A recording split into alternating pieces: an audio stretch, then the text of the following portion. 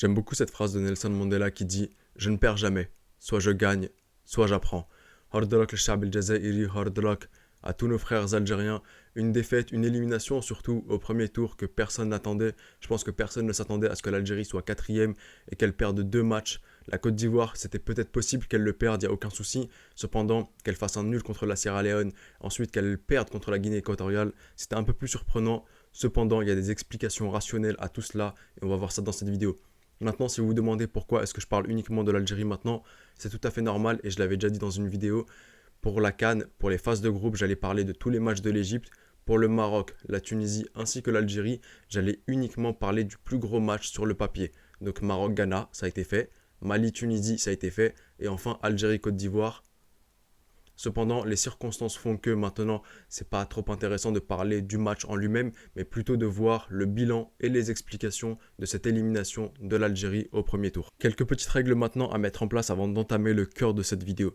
Si vous êtes trop susceptible et que vous n'êtes pas capable d'accepter la critique constructive, cette vidéo n'est pas faite pour vous. Deuxième chose, si vous n'êtes pas capable de vous remettre en question et que c'est toujours de la faute des autres et qu'il y avait un complot qui visait à éliminer tous les pays arabes de cette compétition, cette vidéo n'est pas faite pour vous. De toute façon, j'en ai marre des complots. Troisième des choses, si vous êtes là pour calomnier un peuple ou des personnes, cette vidéo n'est pas faite pour vous aussi. Quatrième des choses, ça va aussi dans le sens inverse.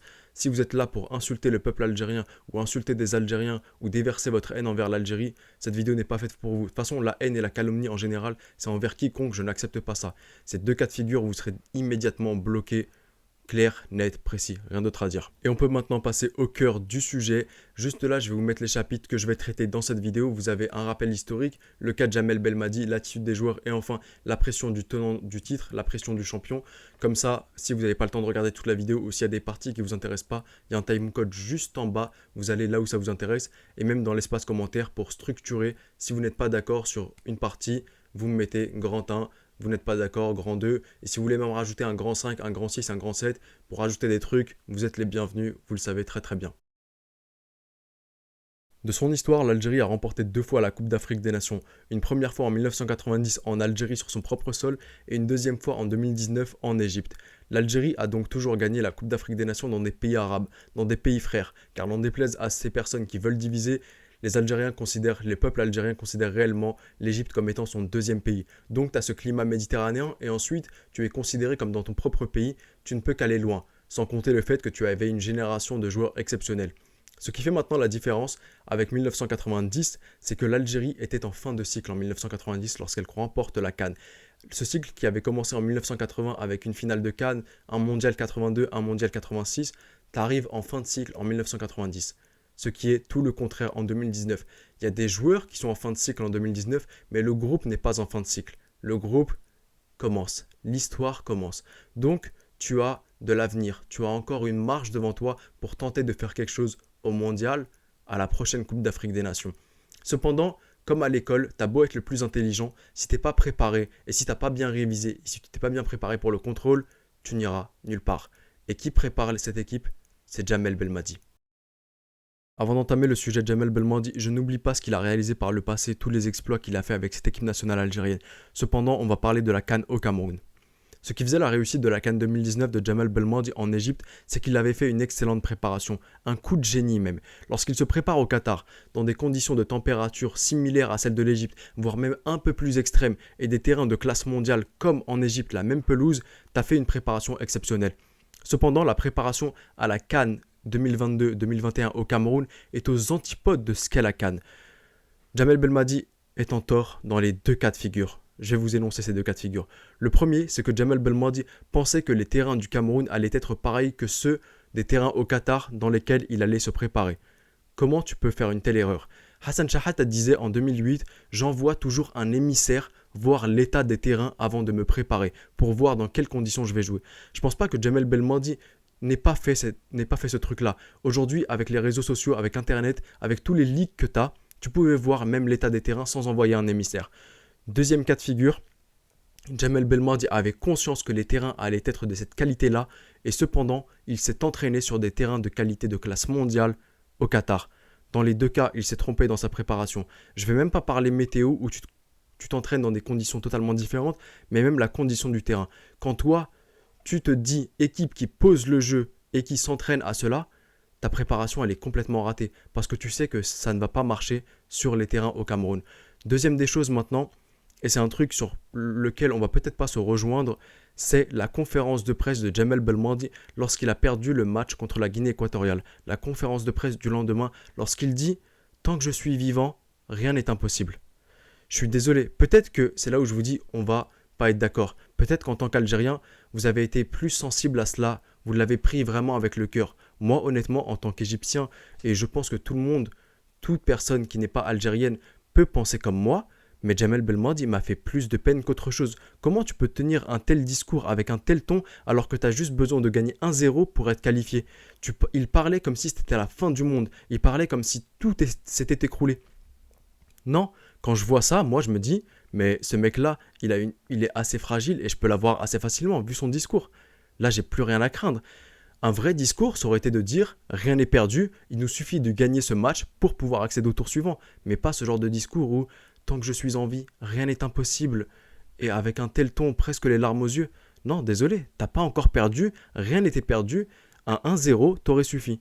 Et c'est là où Jamel Belmadi a été vraiment assez critique sur cette compétition. Que ce soit sa préparation, ses beaux discours qui, au final, pouvaient rendre fier le peuple algérien, mais les adversaires, on voyait ça plutôt comme un aveu de faiblesse. Je vous le dis honnêtement. Peut-être que je me trompe, peut-être que je suis le seul à avoir vu ça, mais honnêtement, c'est ce que j'ai ressenti. Mais Jamel Belmadi n'est pas le seul sur lequel on peut jeter l'erreur. Les joueurs ne sont pas eux aussi exempts de tout reproche.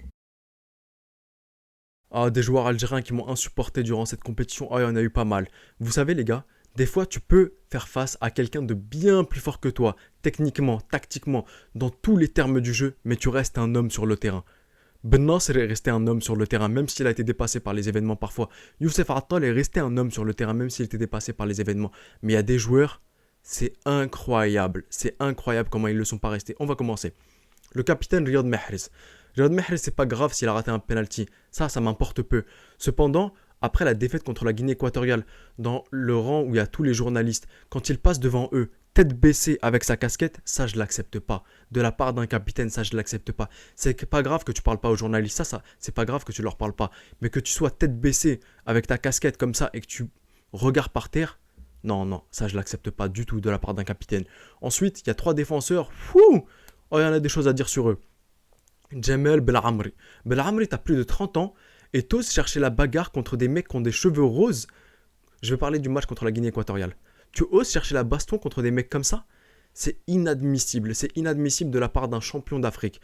Rami Ben Sebaini, on parle de lui à l'Inter, on parle de lui je sais pas où. C'est un joueur qui fait partie des 5 grands championnats majeurs. Il joue au Borussia Mönchengladbach, c'est pas rien du tout. Et il y a un mec qui a les cheveux roses, il te fait sortir de ton match complètement. Tu prends un carton jaune et ensuite tu cherches à faire une faute. Mais c'est pas digne des joueurs, c'est pas digne de champion d'Afrique. D'autant plus que Rami, c'est sa 3e CAN. 2017, champion en 2019 et maintenant en 2021, champion en titre, tu te fais sortir par des mecs comme ça. Mais le pire dans tout ça, c'est pas eux, c'est Raïssa Mendy. Raïssa Mendy, comment il m'a insupporté honnêtement. Comment tu peux faire ça? Comment toi, Raïssa Mendy, tu as 30 ans aujourd'hui, tu as disputé la Coupe du Monde 2014, la CAN 2015, tu as été capitaine en 2017, en 2019, tu fais partie de cette ligne défensive incroyable et tu remportes le titre. Et tu viens en 2021, tu te prends un carton contre la Guinée équatoriale. Ce carton-là, l'Algérie a la faute, mais toi tu contestes. Pourquoi tu contestes? Tu te prends un carton, des attitudes où il y a un duel entre un joueur de la Guinée équatoriale et ensuite il cogne Raïs Mboulh et toi tu vas chercher la baston face à lui. Mais c'est quel genre de comportement? C'est des joueurs qui évoluent quand même dans les 5 grands championnats majeurs. Raïssa Mendy et Rami Ben Sebaini, c'est pas Mohamed Amin Tougaï qui commet ces fautes-là. C'est des mecs qui ont de l'expérience aujourd'hui. Et ça, c'est désolant. Quand tu vois l'attitude de certains joueurs comme ça, tu pouvais pas aller loin. Honnêtement, des attitudes comme ça, c'est pas des attitudes de champion. Tu pouvais pas aller loin avec ça. Et il y avait une pression sur leurs épaules. La pression du tenant du titre. C'est peut-être ça qui a conduit à cette attitude-là. Et on va voir maintenant la pression du champion. Dans l'histoire, rares sont les pays qui sont revenus et qui ont remporté la CAN une 2e fois de suite. Le Ghana, le Cameroun ainsi que l'Égypte. C'est très très difficile. T'es attendu au tournant par tout le monde. T'es l'équipe à abattre aujourd'hui. Ça te met une pression en plus sur tes épaules et une pression que tu dois gérer. Cependant, malheureusement, l'Algérie n'a pas réussi à gérer cette pression comme on l'a vu dans la partie attitude des joueurs. Et on avait déjà des prémices de cela. Le dernier match des qualifications pour les barrages contre le Burkina en Algérie, t'as vu que les joueurs algériens plutôt, excusez-moi, avaient énormément de mal avec cette pression. Zerouki, Riyad Mahrez, Jamel Belhamri qui commet une faute et qui donne un penalty. Une pression qui a été énorme et qui n'a pas su être gérée. Ils ont réussi à faire le 2-2 et se qualifier, mais malheureusement, tu sens que sous pression et lorsqu'il y a un enjeu énorme, les joueurs algériens de cette génération ont un mal immense. Je ne pense pas que la série d'invincibilité avait quelque chose à voir avec tout cela. C'était surtout le tenant du titre et le mental. Parce que la série d'invincibilité était terminée et pourtant l'Algérie était complètement à côté de son match face à la Côte d'Ivoire. Il n'y avait plus d'enjeu de série à ce moment-là, mais l'Algérie était complètement à côté de son match car le moral était à zéro. Ça me fait penser à Nino, ça un peu. Mais le truc, c'est que quoi aussi? C'est que tu es champion en titre, tu es attendu au tournant. Les supporters aussi doivent avoir un minimum d'humilité et un minimum de modestie. Quand tu commences la CAN et que tu vois ta feuille de match et que tu te dis ah c'est bon la CAN elle est pour nous, faut avoir un minimum d'humilité. T'es pas le seul à vouloir ce titre-là. Si c'était uniquement la feuille de match qui faisait le gagnant, entre 2006 et 2015, ça aurait toujours été la Côte d'Ivoire qui aurait gagné cette Coupe d'Afrique des Nations. Cependant, c'est sur le terrain, c'est dans le mental que ça se règle. Maintenant, la suite pour cette équipe d'Algérie. Maintenant, soit tu revis 2013, soit tu revis 2017. Le destin est entre les mains des Algériens. 2013, tu es éliminé au premier tour de la CAN, mais ensuite tu vas en Coupe du Monde. 2017, tu es éliminé au premier tour de la CAN et tu ne vas pas en Coupe du Monde.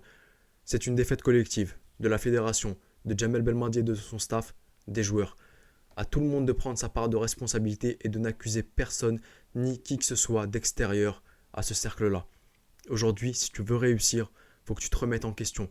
Ça va être très très compliqué. Ça va être très compliqué. Mais l'Algérie a une très très belle génération. Elle avait une très belle équipe durant cette CAN, mais un collectif à revoir. Ton premier match, ton prochain match plutôt, c'est immédiatement le match de barrage. Tu n'auras pas le temps de te préparer. Tu n'as pas de calendrier FIFA à ce moment-là. Donc, va falloir beaucoup réfléchir, beaucoup se remettre en question, énormément se remettre en question pour pouvoir réussir. Tahia al Jazair, Tahia Shab al Jazairi, et je vous dis Arrivederci.